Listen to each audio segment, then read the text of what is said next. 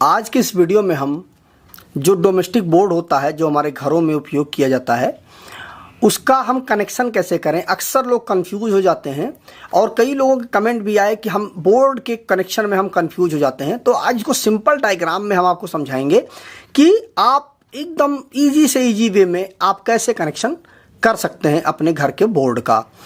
तो देखिए, मैंने उसके लिए कुछ चीज़ें मैंने पहले से ही बना ली हैं। ये हमारा फेस और न्यूट्रल जो सबके घरों में नॉर्मली आता है, ये हमारा पंखा है, ये बल्ब है हमारा, ये ट्यूबलाइट है और ये हमने घर का एक सॉकेट बना दिया है। ठीक है, उसमें 3 पॉइंट होते हैं। आप पीछे पलट के देखेंगे तो उसके 3 पॉइंट होते हैं। ठीक, और ये हमारे स्विच वगैरह हैं, ये स्विच हैं जो घरों में हम ऑन ऑफ करते हैं, वो स्विच हैं ये। ठीक, तो आइए देखते हैं कि इसका हम कनेक्शन कैसे करें आसान तरीके से।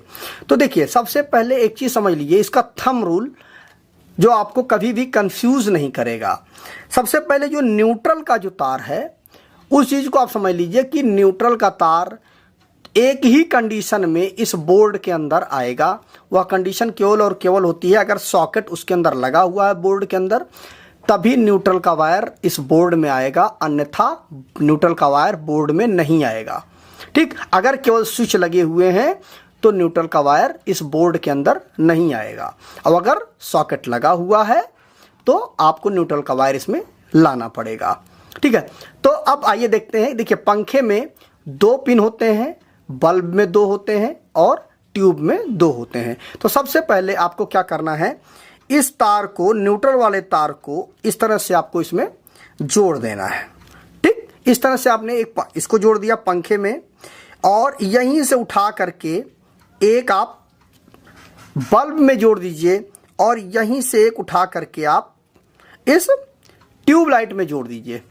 ठीक, इन चीज़ों को आप एकदम कॉमन कर देंगे, इसमें से कुछ भी आपको सोचने की ज़रूरत नहीं है।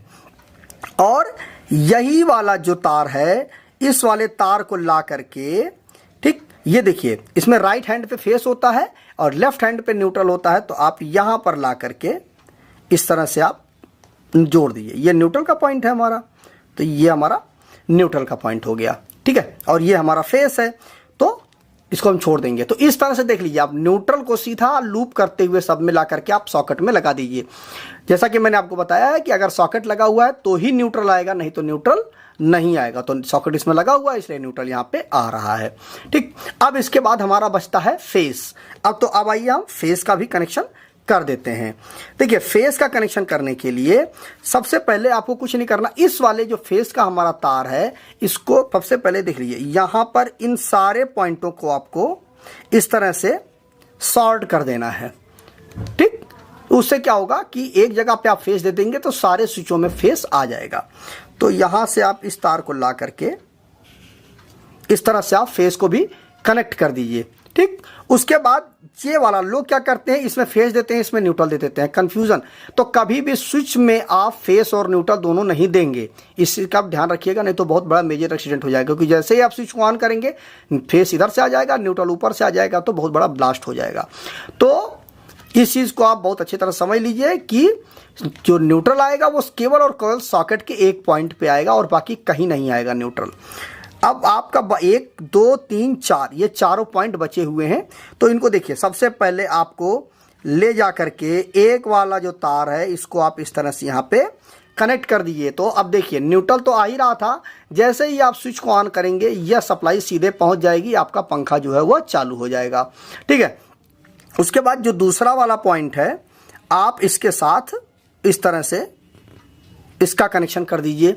जैसे ही आप स्विच को ऑन करेंगे, न्यूट्रल तो आ ही रहा था, ये जा करके बल्ब के दूसरे पॉइंट में ये पहुंच जाएगा सप्लाई, तो आपका बल्ब ऑन हो जाएगा। जैसे ही आप स्विच को बंद करेंगे, सप्लाई यहाँ से कट हो जाएगी और बल्ब तक सप्लाई नहीं पहुंचेगी, तो आपका बल्ब बंद हो जाएगा। ठीक है, और यह तीसरा जो पॉइंट है उसको भी आप इस तरह से कनेक्ट कर दीजिए इसके साथ में इस तरह से।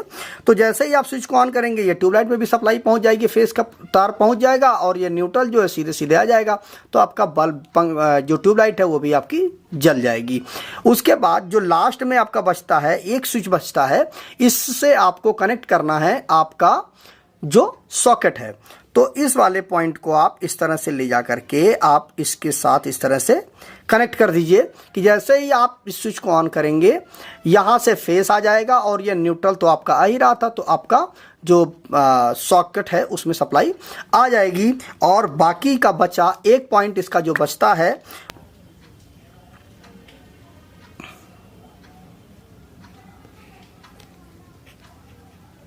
ये आप इस तरह से अर्थ से कनेक्ट कर देंगे तो इस तरह से आपके सॉकेट में अर्थिंग आ जाएगी। और अब आप कोई भी इक्विपमेंट ला करके जब इसके साथ कनेक्ट करेंगे तो ये अर्थिंग से सीधे सीधे कनेक्ट हो जाएगा आपका इक्विपमेंट, और जो कोई भी लीकेज करंट होगा वह इसी के माध्यम से ज़मीन में चला जाएगा और कोई भी दुर्घटना नहीं होगी। तो मुझे उम्मीद है दोस्तों कि आपको यह चीज़ समझ में आ गई होगी कि किसी भी घरेलू बोर्ड का अगर आपको वायरिंग करना है बहुत ही आसान तरीके से, तो इस तरह से आप पूरे घर के बोर्ड की वायरिंग आप कर सकते हैं खुद भी। अगर आपको इस वीडियो से संबंधित कोई भी और कन्फ्यूजन हो रह गई हो, जो चीज़ आपको समझ में ना आई हो, तो आप आसानी से दोबारा कमेंट करिएगा। मैं दोबारा भी इस पर एक अच्छी सी और वीडियो बना करके लेके आऊँगा कि जो आपके मन में कन्फ्यूजन रह गई हो उस पर। तो अगर दोस्तों वीडियो अच्छा लगा हो तो वीडियो को लाइक कर दीजिएगा, शेयर कर दीजिएगा, और जाते जाते चैनल को सब्सक्राइब करके ऑल नोटिफिकेशन बेल आइकन को जरूर प्रेस कर दीजिएगा। मिलते हैं एक नए वीडियो के साथ। नमस्कार दोस्तों।